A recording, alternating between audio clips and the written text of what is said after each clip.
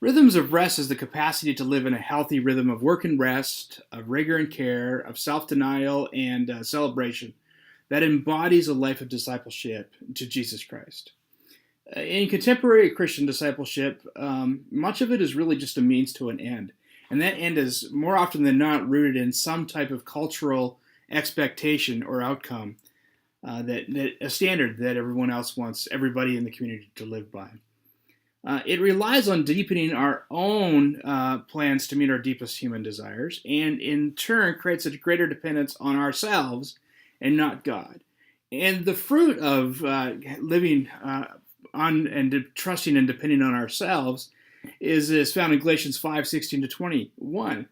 Fractured lives, broken relationships. But instead, Colossians 2:6-7, Paul writes, "And now, just as you accepted Jesus Christ as your Lord, you must continue to follow him. Let your roots grow down into him and let your lives be built on him.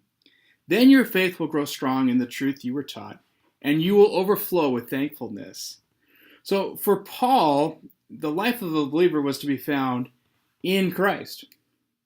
The invitation to Christian discipleship, then, is an invitation to increase our trust in Christ by deepening our roots into him.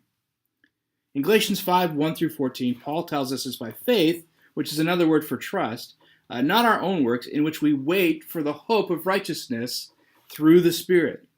So it's learning to live by the Spirit, which leads to love, joy, peace, patience, kindness, goodness, faithfulness, gentleness, and self-control, the fruit of the Spirit. So in discipleship, we are learning to deepen our trust in Christ, not as a means to an end, but as a way of learning how to live by the Spirit. And our spiritual communities, or our human networks, will be a part of shaping us and sustaining us in these rhythms.